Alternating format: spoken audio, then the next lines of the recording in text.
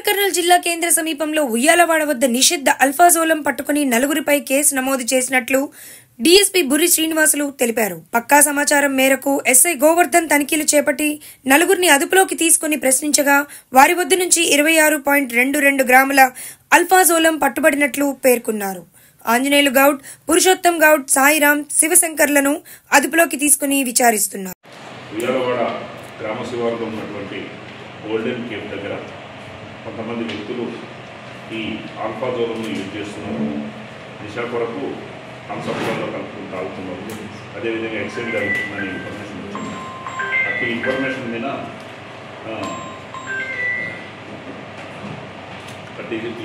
మీద ఎస్ఐ నాగర్ కర్నూల్ గారు మరియు సిబ్బందిని పంపేయడం జరిగింది.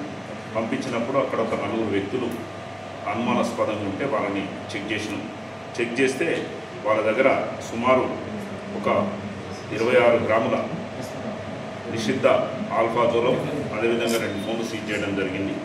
వీళ్ళు ఎవరైనా విచారణ చేసినప్పుడు వంగ ఆంజనేయులు గౌడ్, ఖానాపూర్, అదేవిధంగా గార్లపాటి పురుషోత్తం గౌడ్, లింగసాన్పల్లి, బిజినపల్లి మండలం, వీళ్ళిద్దరు కూడా బిజినపల్లి మండలానికి చెందినవారు.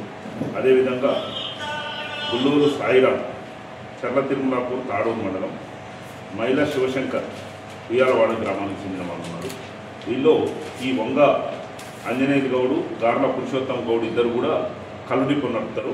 వీళ్ళు యాక్చువల్గా నర్సన్ గౌడ్ అని చెప్పేసి అలంపూర్ అయిన చెందినటువంటి వ్యక్తి దగ్గర ఈ ఆల్ఫాజోలం పర్చేజ్ చేసినామని చెప్పినారు.